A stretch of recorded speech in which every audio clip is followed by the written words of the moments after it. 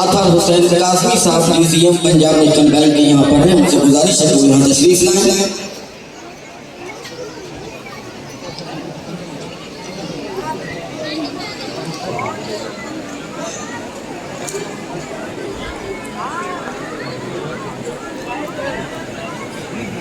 سید اطہر حسین قاسمی صاحب museum Punjab national bank Uttar Pradesh سے ہیں، تشریف لا رہے ہیں، باواز مگر نعرہ سلوات۔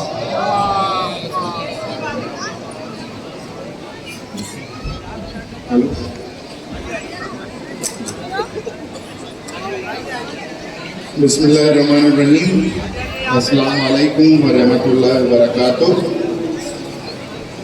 شمع محفل آقا شریعت قلب جواد صاحب، حضرات اور محترم عزیزوں، مہمانوں، دانشوروں، ذاکرین اہل بیت، شورائے کرام اور عزت مآب شرکائے اجلاس، سب سے پہلے میں اس عظیم الشان اور باوقار محفل میں شامل ہونے کا شکر خاص ادا کرنا چاہوں گا۔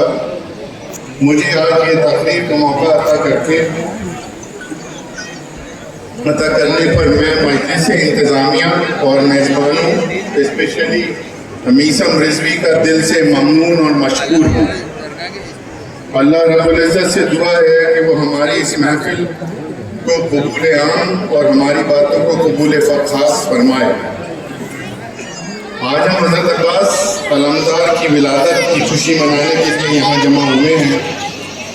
اس سلسلے میں آج میں قرآن کے 3 سوروں کی 5 آیتوں کے ذہن میں حضرت عباس کے بلند و باوقار شخصیت کی عکاسی کرنے کی جسارت کروں گا انشاءاللہ۔ قرآن حکیم کا 103واں سورہ ہے سورہ العصر، جس میں اللہ رب العزت فرماتا ہے کہ وقت کی قسم، اللہ جو وقت سے پرے ہے، جو وقت کا کریٹر ہے، ٹائم کا کریٹر ہے، وہ وقت کی قسم کھا کے کہہ رہا ہے کہ انسان خسارے میں ہے، انسان گھاٹے میں ہے، سوا ان کے جو ایمان لائے، نیک عمل کریں اور حق کی اور صبر کی ترغیب دے دیں۔ حضرت عباس علیہ السلام کی زندگی اسی سورے کی زندہ تفسیر ہے۔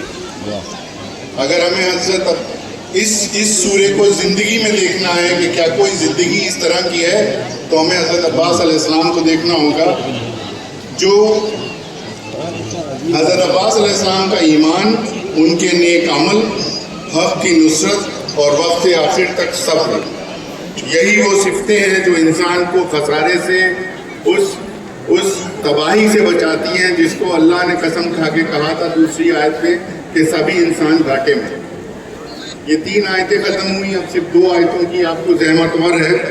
دوسری آیت ہے جو سورہ قلب قرآن کہا جاتا ہے، جس کو ہم سورہ یاسین کہتے ہیں، 36واں سورہ، اس کی 12ویں آیت۔ اس میں میں آپ سے چاہتا ہوں کہ آپ بہت ہی اٹینٹیولی اس بات کو سنیں، ہو سکتا ہے یہ رات ہماری زندگیوں کو بدلنے کی رات ہو۔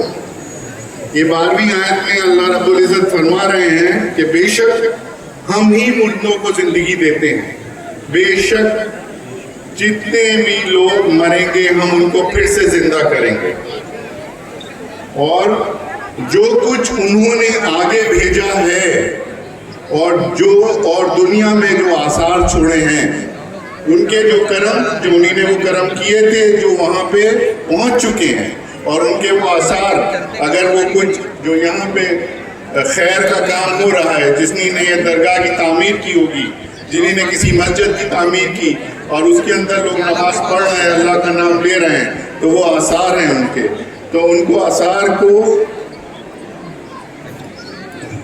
سب کچھ کو ہم لکھتے ہیں اور ہر چیز کا احاطہ کرے ہوئے ہیں، اور سب کو امام مبین کے سامنے آنا ہے۔ یہ 12ویں آیت، یہ قلب قرآن کے سورے کی 12ویں آیت، یہ قلب ہے آیت ہے، it's a most important آیت، یعنی انسان کا ہر عمل، اس کا ہر اثر امام مبین کے سامنے درج کیا جائے گا۔ حضرت عباس علیہ السلام کی وفا اور بھائی کے عشق میں فدا ہونے کا جذبہ، وہ آج بھی ہمارے لیے نمایاں رہنمائی ہے. ان سے ہم سمجھ سکتے ہیں کہ کیسے اپنا ایمان مکمل رکھو اور کیسے حق پہ رہو، جس سے جب ہم اپنے امام مبین کے سامنے جائیں اللہ رب العزت کیا تو ہم اس کو منہ دکھانے لائق ہوں.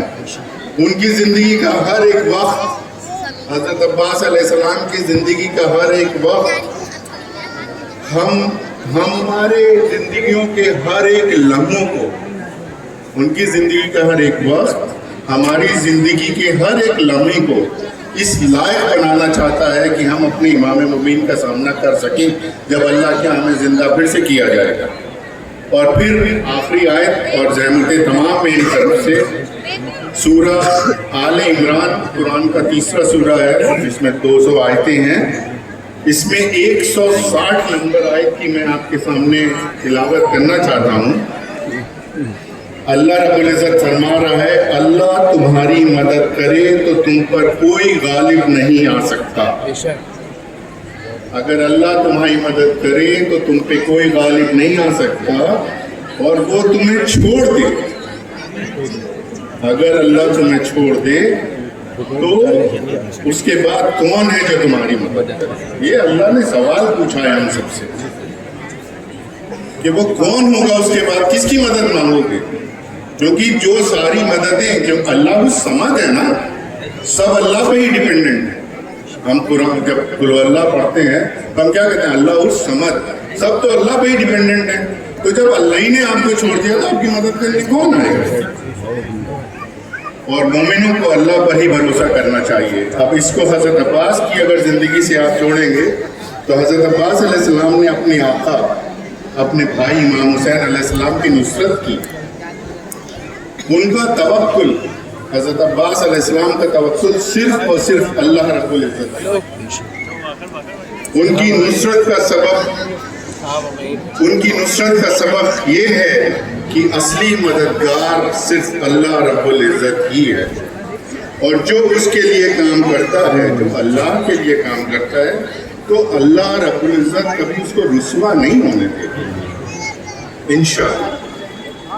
چاہے دنیا کی نظروں میں جیت ہو، چاہے دنیا کی نظروں میں جیت ہو یا شہادت ہو، وہ مقدس جذبہ نصرت کی اصل کامیابی ہے. اللہ کی نصرت میں اگر ہمیں جیت مل جائے یا شہادت مل جائے، کامیابی وہی ہے.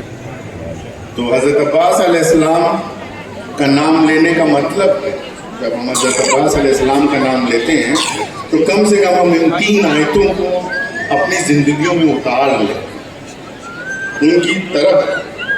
ان کی طرح پاک ایمان رکھنا، حق کے راستے پر چلنا، حق کی نصرت میں صبر کرنا، اور اپنے اعمالوں کو ایسا بنانا کہ امام مبین کے سامنے پیش ہونے کے قابل ہوں. اور یہاں پہ ہمارے اتنے علماء اکرام بیٹھے ہیں، ان کے سامنے میں یہ جسارت کر بھی نہیں سکتا کہ میں بیان کروں کہ وہ امام مبین کون ہے. ایک نعرہ حیدری، اور ان کی طرف اپنا توکل صرف اللہ رب العزت پہ رکھنا ہی ہے. آپ سے میں دستبانہ ہاتھ جوڑ کے گزارش کرتا ہوں کہ ہم سب حضرت عباس علیہ السلام کی اصلاح و تربیت، وفا و عطرت اور ان کی محبت نے اپنا ناطہ مضبوط کر.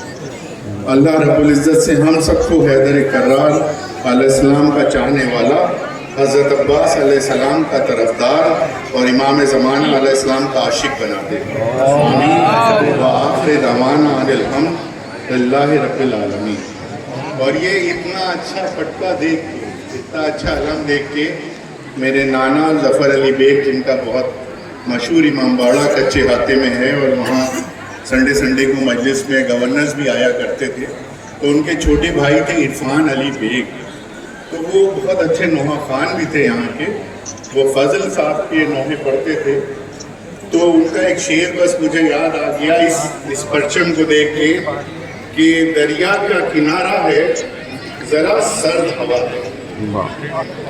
دریا کا کنارہ ہے ذرا سرد ہوا ہے، اور مشکیزہ لیے شیر علی جھوم رہا ہے، مشکیزہ لیے شیر علی جھوم رہا ہے۔ وآخر دعوانا علیکم اللہم صلی اللہ علیہ وسلم۔ اللہ ہماری عبادت کو قبول کرے اور ہمیں ان سب کا عاشق بنا دے جو اللہ کی راہ میں اپنی زندگیاں لگاتے ہیں۔ تھینک یو ویری مچ، السلام علیکم۔